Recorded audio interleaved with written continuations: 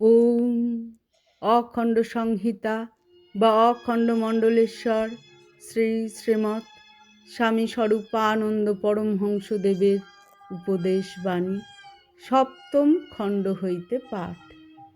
শিব মন্দিরে ওঙ্কার অর্চনা।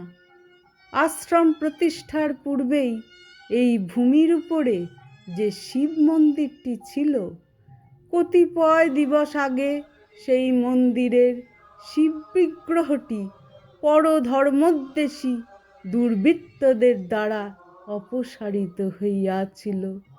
অদ্য পর্যন্ত সেই বিগ্রহ খুঁজিয়া পাওয়া যায় নাই, কিন্তু আজ শিব চতুর্দশী, প্রহরে প্রহরে শিবার্চনা হইবে, অথচ বিগ্রহ নাই। শ্রী শ্রী বাবামণি বারাণসী হইতে একটি ওঙ্কার বিগ্রহ নিয়ে আসিয়াছিলেন, যাহা এতদিন শ্রীযুক্ত গিরিশচন্দ্র চক্রবর্তীর গৃহে পূজিত হইয়া আসিয়াছেন।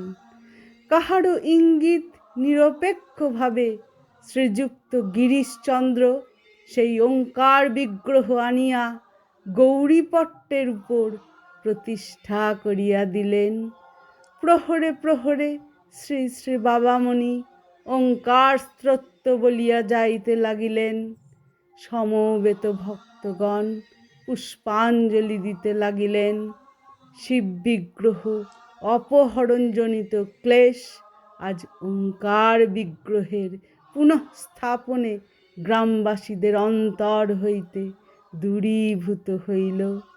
পরিশেষে দীর্ঘকাল ব্যাপী সুমধুর হরি ওং কীর্তনে ভক্তজন হৃদয় প্রেম রসে যেন কানায় কানায় পূর্ণ হইল। হরি ওম।